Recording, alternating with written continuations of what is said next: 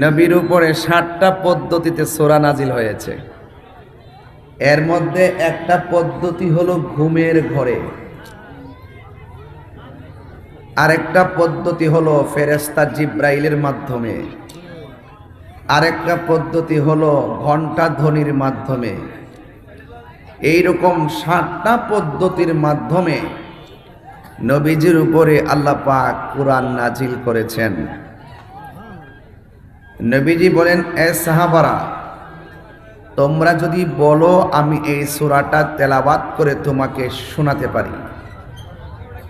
আল্লাহর হাবিবের সাহাবায়ে কেরাম বলছেন, নবীজির কণ্ঠ মুবারকে তেলাওয়াত শুনবো, এর চাইতে সৌভাগ্য আর কি হতে পারে?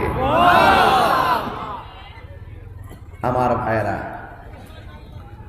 তখন আল্লাহর হাবিব নিজের জবান মুবারকে সূরাটা তেলাওয়াত শুরু করলেন।